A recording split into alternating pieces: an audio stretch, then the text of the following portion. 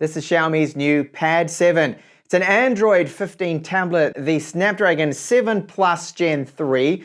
The screen on this is 11.2 inches. It's IPS, 144 Hz is the maximum refresh rate with it.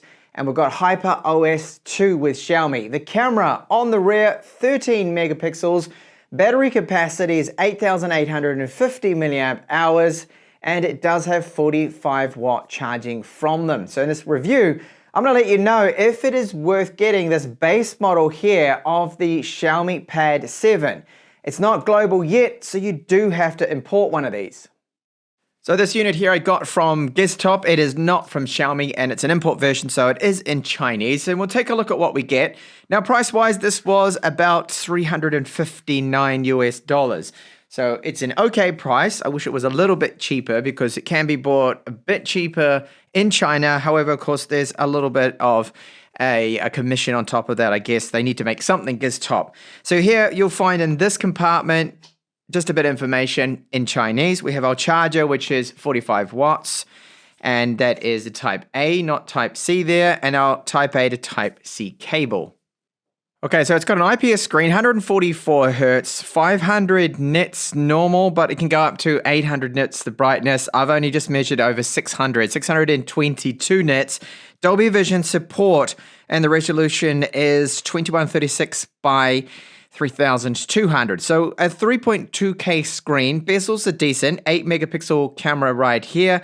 Now it does weigh 500 grams. We've got that Snapdragon 7 Plus Gen 3, 8 gigabytes of RAM and 128 gigabytes of storage in this. So it's the base model specs. And honestly, I don't think that's going to really be long-term enough storage. So you can see a little pogo port pin connectors right here. That is for the rear keyboard that I don't unfortunately have that.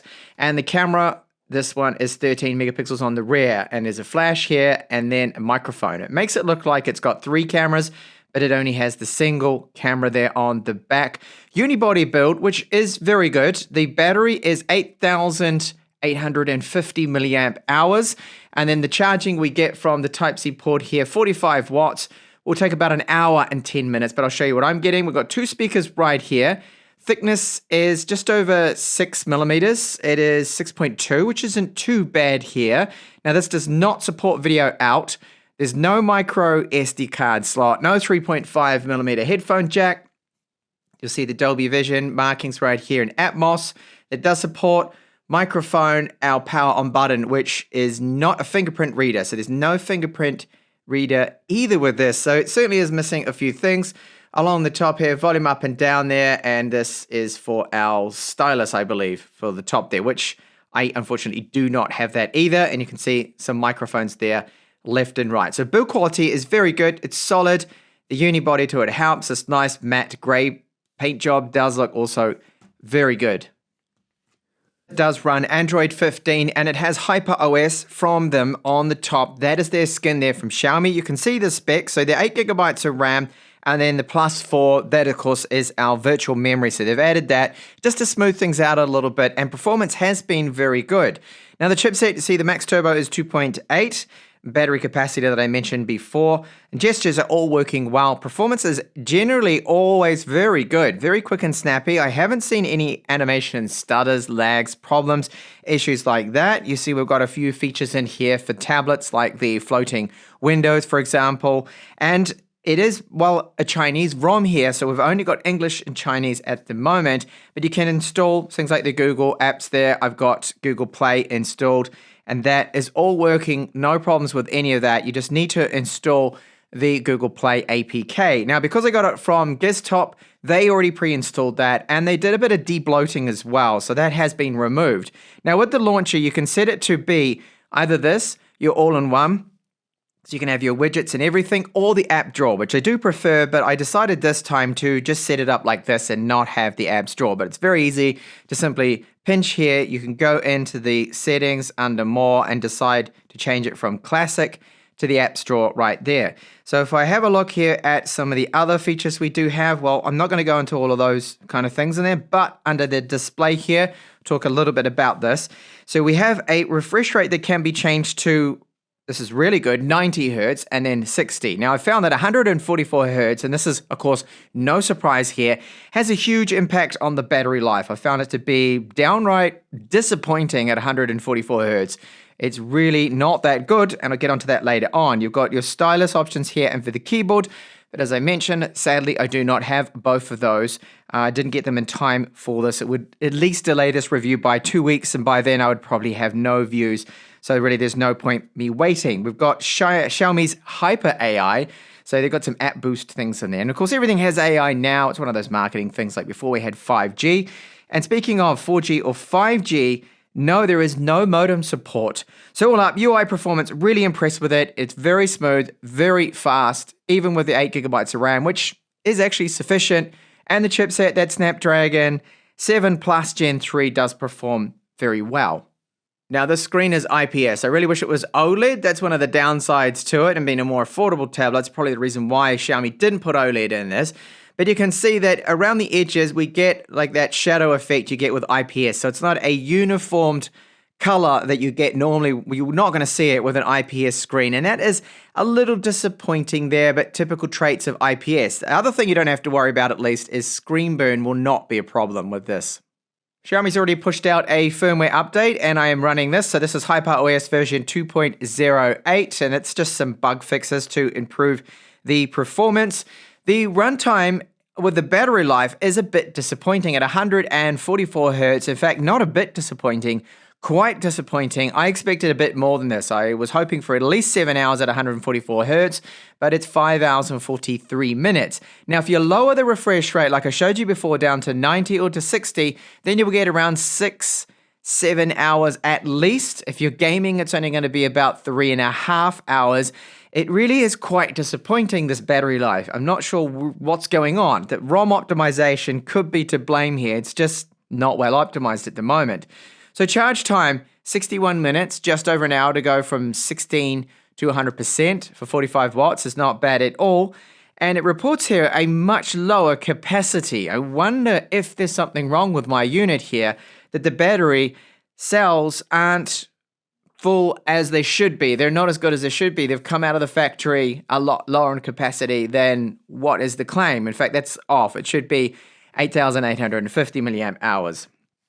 Not too sure about that. So Widevine level 1 cert, Netflix, I did test that out. We've got full HD support, HDR10, and even Dolby Vision on the content that will support that. So that is excellent. So with the Dolby Vision, you're going to get that brightness then up to close to around 600 or so nits, but still not the 800 that this screen is apparently capable of. And you'll see here with Antutu that the score is low end. So it's not a powerhouse of a tablet. I was hoping it would be a lot more efficient with the battery and we'd get some really good battery run times. But as I mentioned, so far, we're not seeing that. I'm not seeing that, should I say, with the ROM. Storage speeds, they are good. This is UFS 3 spec. It's all right. It's not going to be slowing down this particular tablet. And we'll see now, what is my battery at? So it's getting lower already. I can't believe it. I mean, I started recording all this with 100%. I'm down to 74% already when it comes to the battery. So very poor performance. Now, does it have GPS support? Well, I did test it out and I can report that it has a hardware compass, but GPS is not included. It does make sense that it doesn't have it because there is no 4G, 3G modem with this, which is a shame. I would have liked to have also seen that, but that is going to push that price up a bit. Now, the speakers with our Xiaomi Pad 7 are good. So we have quad speakers, Dolby Atmos support, volume is good, there's a bit of bass and mids. I'll play a sample track now, and you'll hear that they are good with this tablet.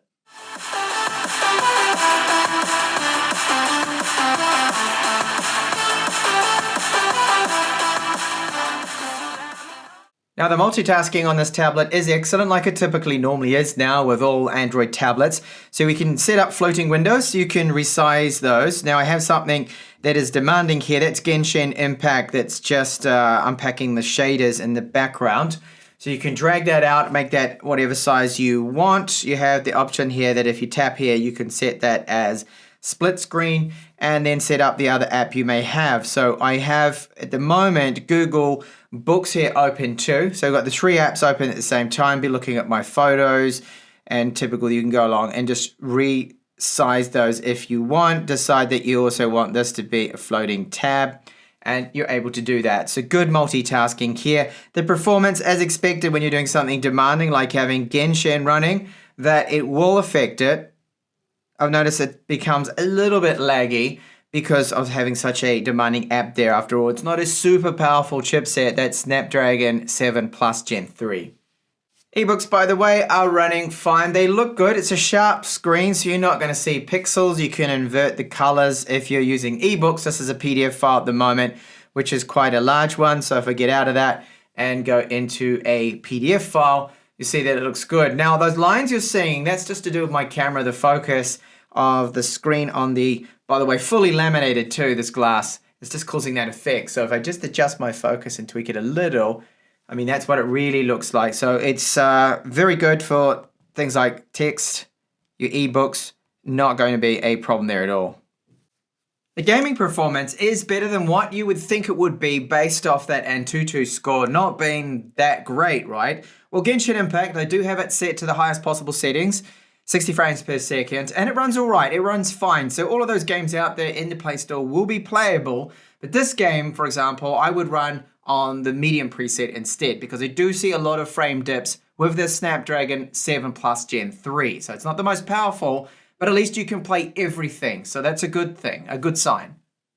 Now for some camera samples. So the front 8 megapixel camera, this does have the video electronic image stabilization. It is just 1080p at 30 frames per second, not even 1080p 60. That's all we get with this tablet. The rear camera, this is 13 megapixels. And it does have electronic image stabilization, recording at 4K 30 here. There's no 4K 60 option, unfortunately. The quality is all right. I do believe that most people's phones will have better quality than this. Photo samples, just a few of them here. After all, this is a tablet. I don't want to spend too much time on this. They look all right. They're okay. The focus hasn't been problematic or anything. So all up, okay cameras for a tablet. Going over the pros first, the fluidity, the lack of any stutters and lags of the UI is excellent. So it's very fast and fluid, lag-free until you multitask on it and have something very demanding in the background like a game. Now the screen is nice at the 144 Hz. Colors are not bad. It supports Dolby Vision, HDR2 with it, and it can get over 600 nits the brightness if you're playing back HDR content, that is, not just normal standard content. The build quality is very good, unibody build to it, the matte finish. The speakers are also great, and all up, the performance, I have no real complaints of it, even though it is only the Snapdragon 7 Plus Gen 3. Demanding games like Genshin Impact are playable, but you want to lower down the visual settings to keep it smooth and fluid. Very disappointing to see that there's no micro SD card support, no video out from the Type-C port, no 3.5mm headphone jack, and battery life for me has been disappointing. The 144 Hz is taking a huge toll on that battery. I really need to be running only 90 Hz with this if I want to get more than, say, 6.5 hours of on-screen time, which is all I'm really able to get with this tablet. Now the speakers are also very good, Dolby Atmos, good volume to them, a little bit of bass. All up, it's a nice tablet. I would like to see a lower price, but it could have been a lot better. The battery life's the disappointing one, and the lack of micro SD card support is a huge one, considering I've only got 128 gigabytes of storage, and I'm almost at halfway already. And those games, of course, getting really big. So thank you so much for watching my review of the Xiaomi Pad 7.